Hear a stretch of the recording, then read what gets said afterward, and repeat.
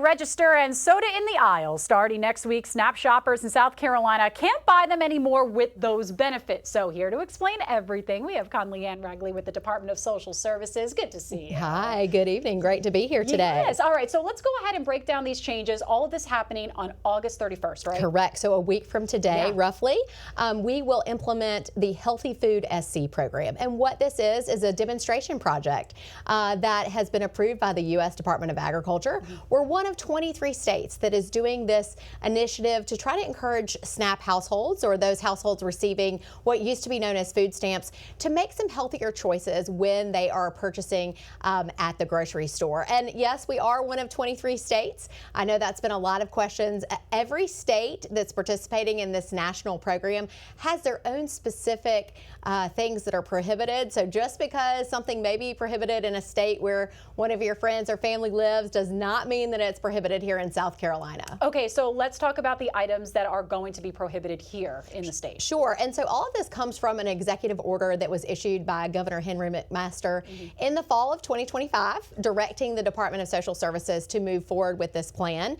So it was approved kind of at the beginning of the year. We set the implementation date of August 31st. So some of the items that will no longer be allowed to purchase with your SNAP benefits are things like candy, sugary sodas or sugary drinks, as well as just some junk foods, sweetened drinks. Unfortunately, sweet tea will be on the prohibited list. But again, you know, the one thing we'd like to point out is that under the executive order, diet drinks and 0-calorie sodas are allowed to be purchased with your SNAP benefits. Yeah, and as you said, you can still purchase them. You just can't use the government-funded taxpayer dollars to purchase those items. That's what I was going to say. So what can shoppers buy still that actually might surprise them? Because I wrote down, okay, so we could still do diet soda and we can still do those sports drinks, right? So some sports drinks are prohibited, so are energy drinks.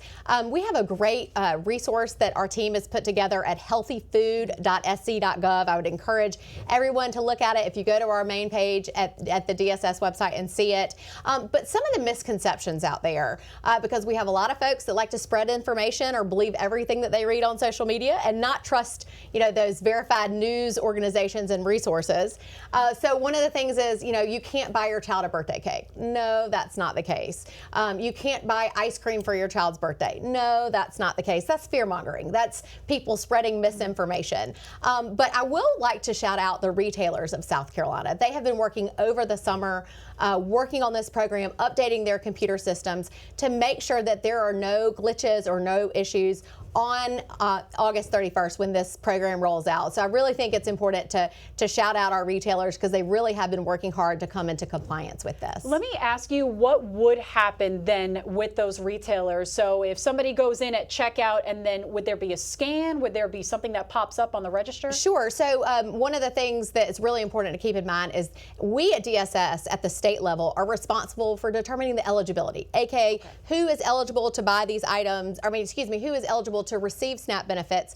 However, the USDA at the federal level deals with the retailers. So there's a very distinct firewall there, but our retailers in South Carolina have been updating their computer systems and their point of sale processes about, you know, based on the requirements and based on the ingredients. And so there's going to be maybe like a little bing or a bong saying when that thing gets scanned, saying, you know, this is a SNAP prohibited item, or this is allowable with SNAP benefits. And some things never change. You're never going to be able to buy alcohol, tobacco, you know, baby wipes or cleaners or any of those things with SNAP benefits. All of those national federal rules remain the same. All right, so as we wrap up this chat, this is a 2-year pilot. So in total, what is the goal? What do we hope to see in these 2 years? Sure. So again, just looking at this at a very high level, you know, we in South Carolina gave out $189 million in federal benefits just in the month of July alone. And so at the end of the day, these are taxpayer dollars.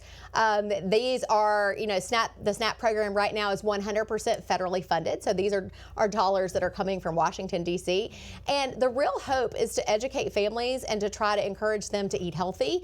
We have several other programs that allow you to multiply or expand the amount of SNAP benefits that you receive every month if you're purchasing fresh fruits and vegetables. meals is a great resource. But all in all, I think the goal, if you were to ask, the folks and Governor McMaster who put this in place through his executive order, is to make sure that we're putting the healthiest foods possible on a family's table when they are paid for with taxpayer dollars. There you go. Connelly-Anne, thank you so much for breaking this all down for us. Again, this is happening all next week, so we're going to put this full interview on our website, WLTX.com, so you can always refer to it, and of course your website to getting all of the details on what's eligible and what's not.